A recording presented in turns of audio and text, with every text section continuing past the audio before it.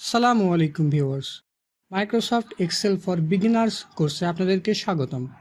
বর্তমানে Microsoft Excel document যে কোনো জব সেক্টরের প্রয়োজন। লার্ন চ্যানেলের পক্ষ থেকে আপনাদের জন্য নিয়ে এসেছি মাইক্রোসফট এক্সেল ফুল কোর্স। এই কোর্সের বেশ কিছু আউটলাইন থাকবে। আউটলাইনগুলোর মধ্যে প্রতিটি অপশন সম্পর্কে বিস্তারিতভাবে আলোচনা এবং কিছু এক্সেল শিট তৈরি করার পদ্ধতি আপনাদেরকে শেখানো হবে।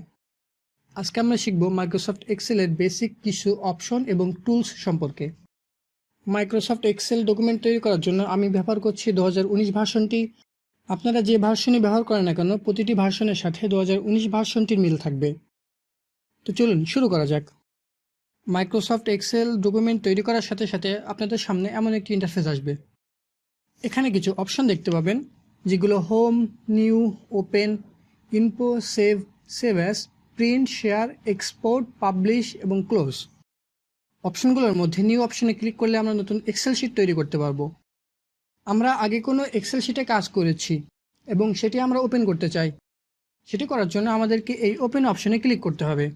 আপনি কোনো এক্সেল শিটে কাজ করার পরে সেভে ক্লিক করলে সেটি সেভ হয়ে যাবে। সেভ অ্যাজ অপশনের কাজ হলো আপনি এক্সেল শিটটিকে কোন ফরম্যাটে সেভ করতে চান। এখান থেকে নিউয়ে ক্লিক করলে আপনি অনেকগুলো টেমপ্লেট দেখতে পাবেন, যেমন monthly company budget, household monthly budget, blue invoice, blue balance sheet, simple invoice, home inventory. অনেকগুলো টেমপ্লেট আপনারা পাবেন। আপনারা চাইলে এখান থেকে টেমপ্লেট ব্যবহার করতে পারেন। যেহেতু আমি আপনাদের শুরু থেকে কোর্সটি করাচ্ছি, সেহেতু আমি একটি ব্ল্যাঙ্ক ওয়ার্ডবুক নিব। এর জন্য ব্ল্যাঙ্ক ওয়ার্ডবুকে ক্লিক করলাম।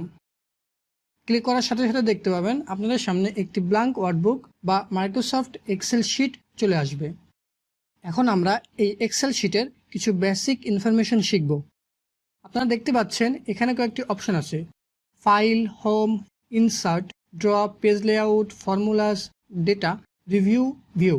এই অপশনগুলোর প্রতিটিকে এক একটি ট্যাব বলা হয়, যেমন home tab, insert tab, draw tab, page layout tab, formulas tab, data tab, review tab এবং ভিউ ট্যাব।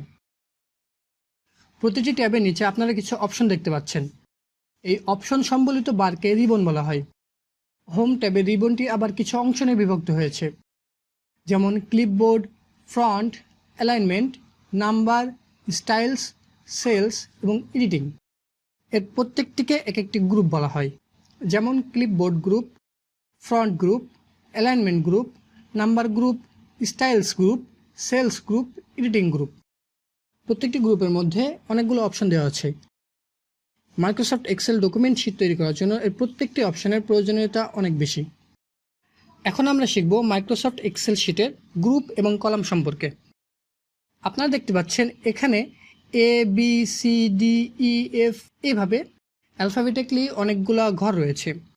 এই ঘরগুলোকে এক একটি কলাম বলে, যেমন A column, B column, C column, D column. এভাবে অনেকগুলো কলাম দেখতে পাচ্ছেন। আবার আপনারা এখানে 1, 2, 3, 4, 5 সম্বলিত অনেক ঘর দেখতে পাচ্ছেন। এই ঘরগুলোকে এক একটি রো বলা হয়, যেমন 1 row, 2 row, 3 row, 4 row, 5 row. এখন আমরা আসি সেল সম্পর্কে। একটি কলাম এবং একটি রো নিয়ে একটি সেল তৈরি হয়, যেমন একটি সেল। সেলটির নাম হলো C3। দেখুন এই সেলটি অবস্থিত সি কলামে এবং 3 রো, এই জন্য এই সেলটির নাম হলো C3। এটি আরেকটি সেল। এই সেলটির নাম হলো B5, কারণ এই সেলটি বি কলামের সি রোতে অবস্থিত, এই জন্য এই সেলটির নাম হলো B5।